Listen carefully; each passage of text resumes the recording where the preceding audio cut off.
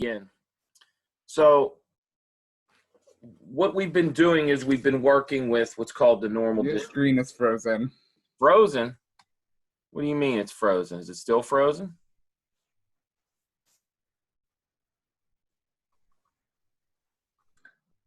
Your camera is, that's all. Okay, well, what if it's fine? You don't need my camera as long as you can see me writing. Although I see myself, it seems to be working fine. Oh well.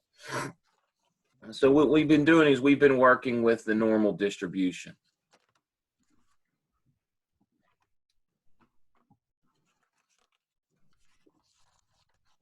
So that's kind of where we're going to pick up today. Okay. So the number one thing you have to be able to do to answer these questions is you must be able to determine probabilities using the normal distribution, particularly the standard normal distribution. Now, the traditional way of doing that was always to like read these numbers off a table in the back of your textbook or something like that. But we don't really need to do that anymore. I mean, you can do it that way, but a much more efficient way is to use the internet. So that's what we'll do. So just let's do a very basic example, and then we'll do one that's sort of formulated in a more real world toy type problem. So if you look at the homework, which I don't know if you have in front of you, hopefully you do. If not, no terrible big deal. So the first problem on number one is just practicing being able to compute probabilities. And you'll see that I tell you to use the standard normal distribution. You can use a table or a calculator, it doesn't matter. But let's skip to problem number 2 type and show you how we might answer something like this.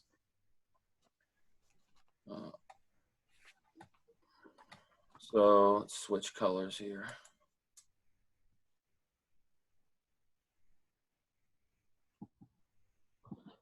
So the first example, we're going to assume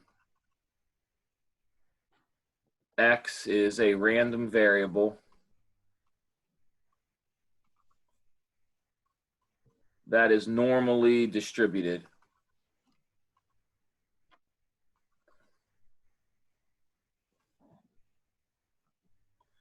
With mean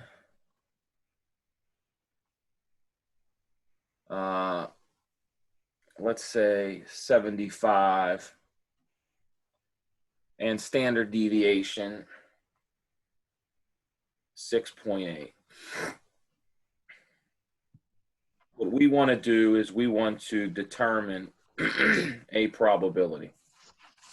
So let's determine the probability that X falls between two numbers. Let's say 88 and 59.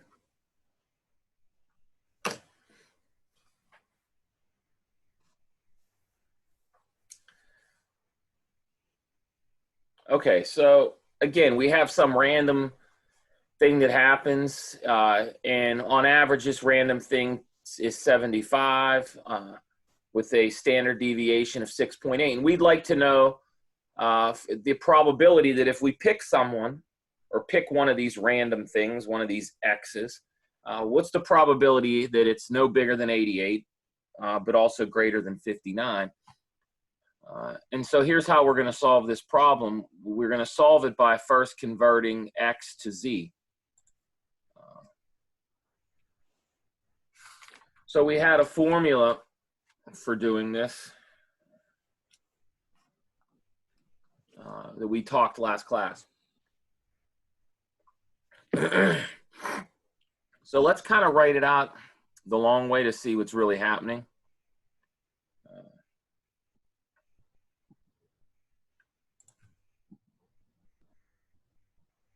So here's what we do. To solve, we note z is equal to x minus mu over sigma.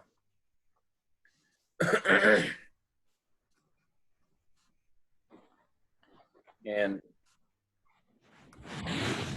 if we plug in our particular values, this is the same as x minus, well, okay, so if you plug in the particular values for x,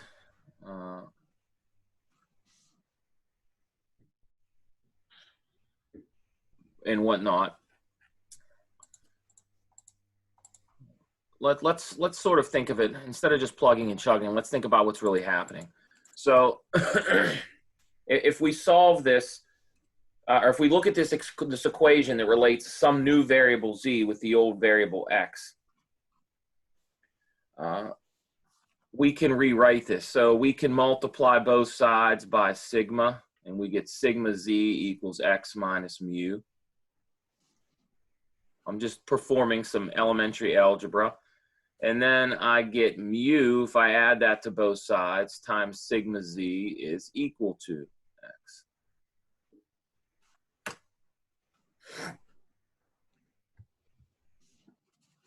So if I just do this algebra, what that tells me is, it tells me the following. It tells me the probability that x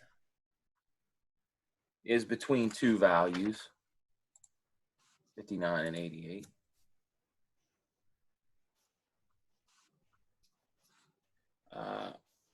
Is the same as the probability that 59 is less than mu plus sigma z, which is going to be less than 88. And now I can plug my values in. What did we say mu was? Mu was, well, mu was, I gotta go back. Mu was 75 and sigma was 6.8.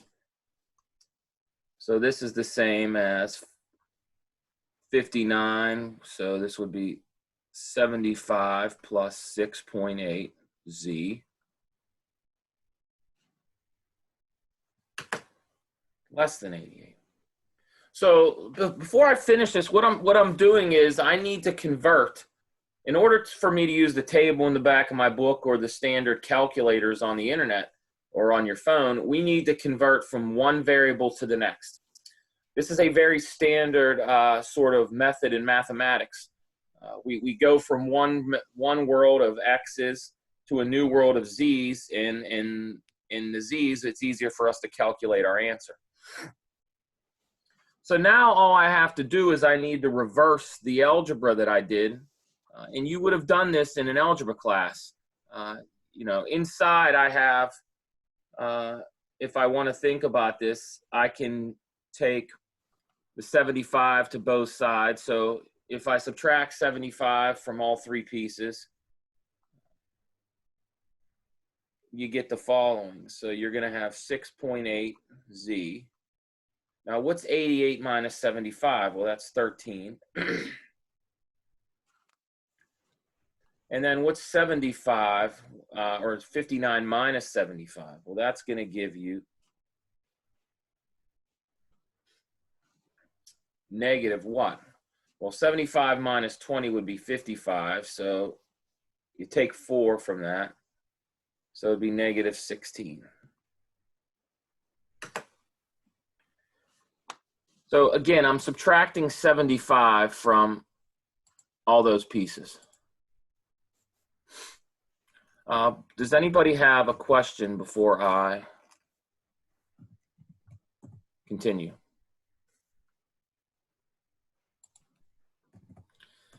Now, if you do a few of these, you know that you don't have to drag it out the way I'm doing it, but I want you guys to understand what's happening. I feel like most books kind of just do the algebra behind the scenes. They don't show you what's really happening. So I want to make sure you get this. Okay, so on the next page, the last thing to do is divide all three pieces by 6.8. So we have P is the probability, what's above is, this is negative 16 divided by 6.8 is less than Z is less than 13 divided by 6.8. And then, of course, we can compute these numbers using a calculator. So this becomes negative 2.353. I'll round up.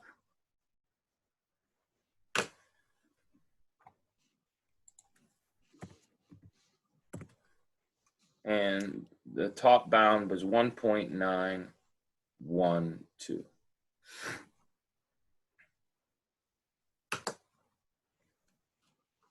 So let me write this down one more time, because it's very it's important that we understand what we did. So if we summarize what I just did,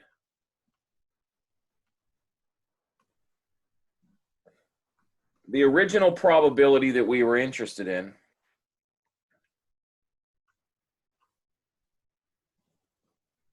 which was this, the probability that X lives between 59 and 88. What we just showed is that is equal to, that number is going to be the same number as the number that we get if we compute the probability Z lives between these two numbers.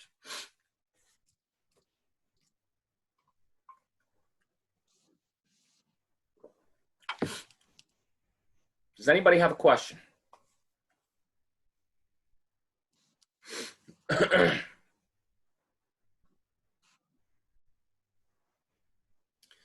Now, don't forget that what we're doing is these probabilities are all determined by determining area under a curve. And that is a mathematical thing that is done in a calculus course, not here. And so what we're doing is we're kind of getting a shortcut to the answer by using a calculator.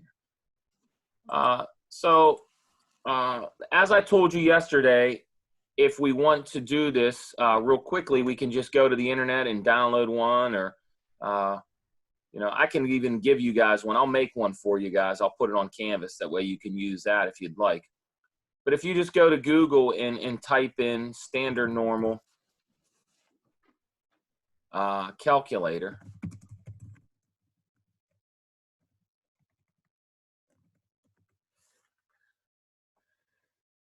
you will find one.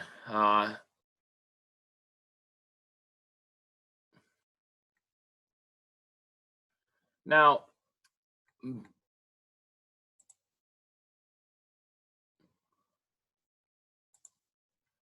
so we'll use the one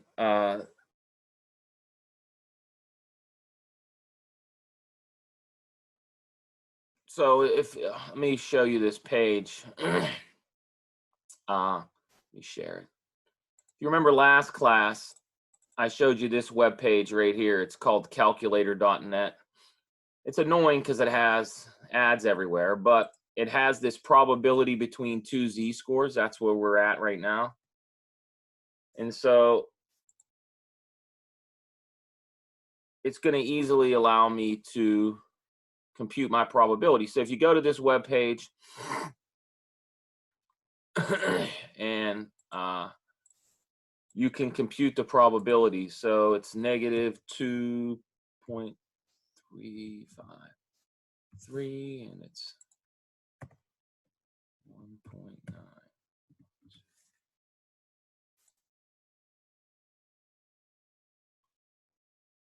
So if I go back and share this web page with you, what you'll notice is I plugged in my lower bound, my right bound, my left and right, and then you'll see that it gives me the probability. The probability that we were after is, it turns out it's going to be 0.96, or 96% chance.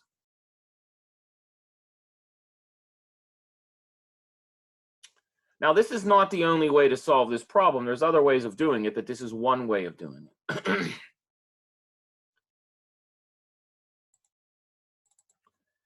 So if we record our answer, then we're done. So this is 0.96275 or 96% chance.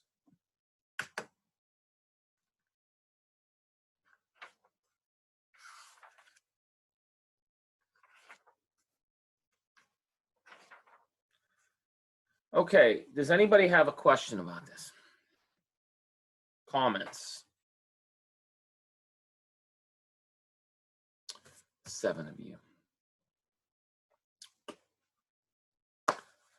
All right, if you don't have questions about this one, let's do one that's slightly, one of the things that textbooks like to do is they like to take these techniques and put them in toy problems. Well, actually, they're not toy problems. These are very much problems that someone in the real world might want to answer for any given reason. All right, so let's do one more example and then we'll call it a day. So this will be example 2. So a recent study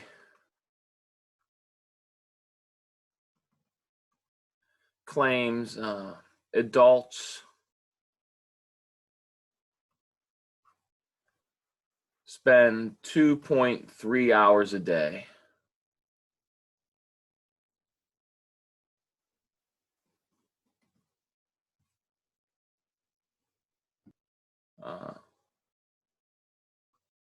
on their phone.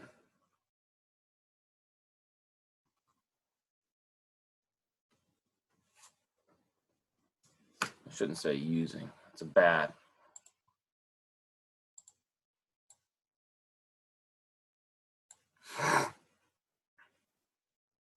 So let's be even more clear.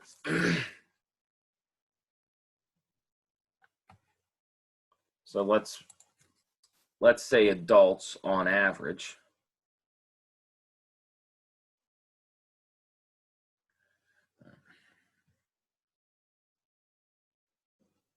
so let's suppose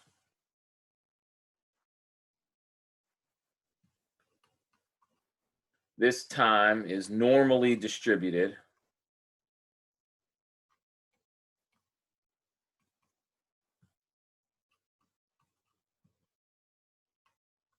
with standard deviation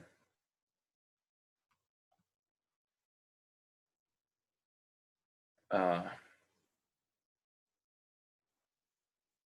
0.3 hours. Determine the following.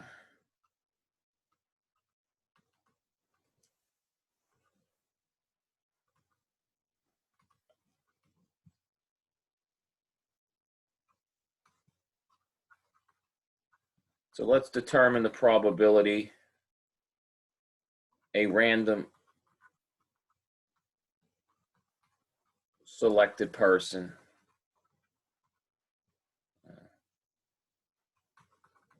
uses the phone more than 2.5 hours and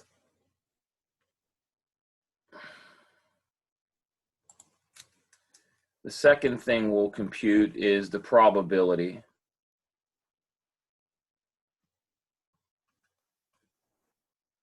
a randomly selected person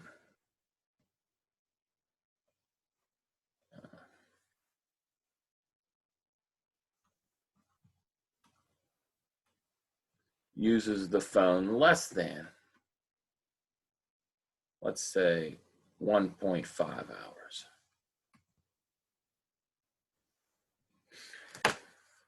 So when you have a problem set like this, the first thing you need to do is you need to reformulate it into a appropriate language where you can use the tools you have.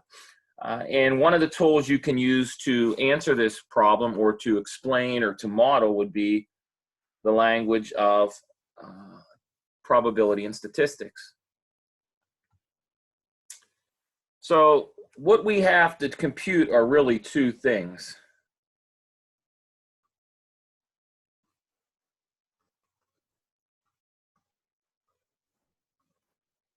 We need to compute in A.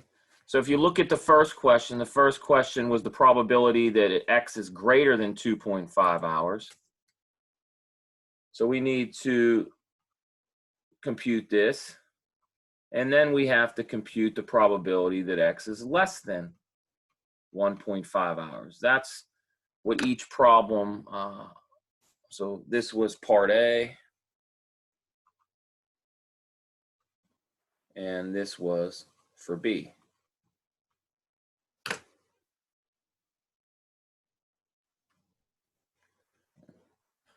But remember, the first thing we have to do is we have to convert to Z.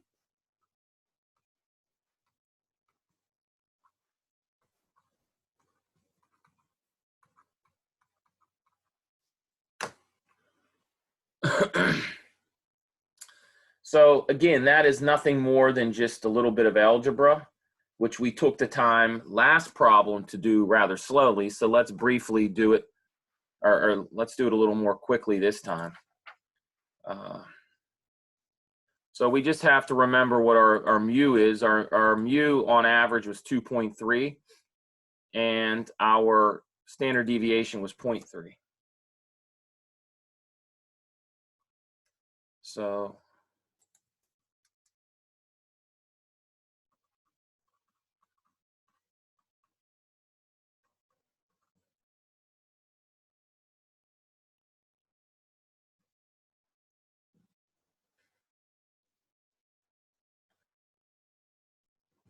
So for example, if we want the probability that X is greater than 2.5, that's the same as the probability that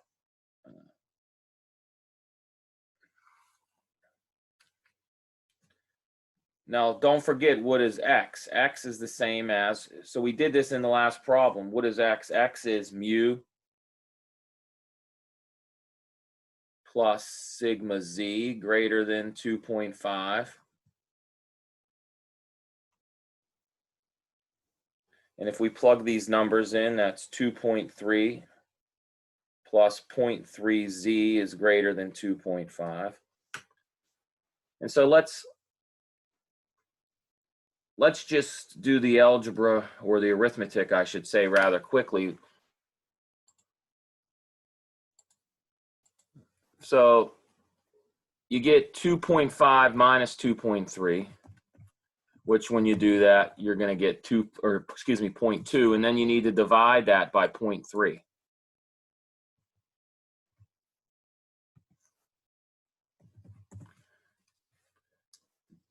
And so that simplifies to 0.667.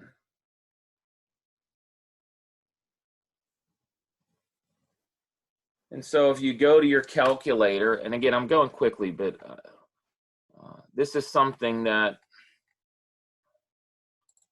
you guys are all capable of doing. I have confidence in you. I always say if I learned it, then you can learn it. So we want the probability that it's greater than this. And so if you compute this probability correctly, what you end up getting is the following. You get the probability is 0.252, or 25%.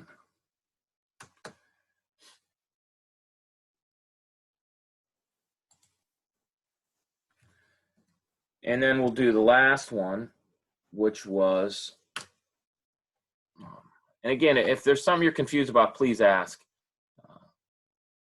The last one was less than 1.5, so the probability that X is less than 1.5 is going to be, and I'll let you guys do the arithmetic, this is going to be the probability that Z is less than something. Well, what's it going to be?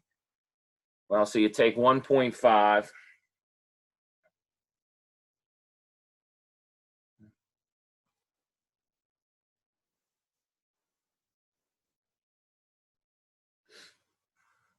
So what did we do before? We know x is equal to mu plus sigma z. So what does that give us? That gives us 2.3 plus 3z. So if we do the algebra, you're going to have 1.5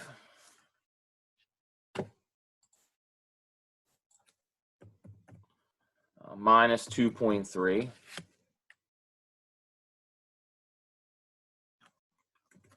And that gives you negative 0.8. And if you divide that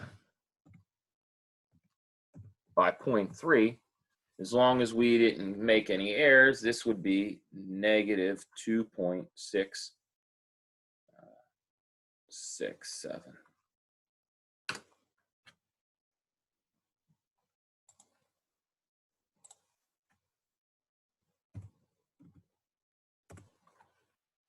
And if you go and compute that particular probability on a calculator, or if you'd want using the table in the back of your book, you get a very small number, 0.0038, or I mean, what is that? That's 0.38%. Very small. Does anybody have any questions about this? All right, if you guys don't have questions, I'm going to end this. I'll put some more examples up for you guys, so please work on this, and please let me know if you have any more questions. Just hit me up on email. If you need to go over any of this on Zoom, we can do that. Otherwise, have a great weekend, and I'll talk to you next week. Take care.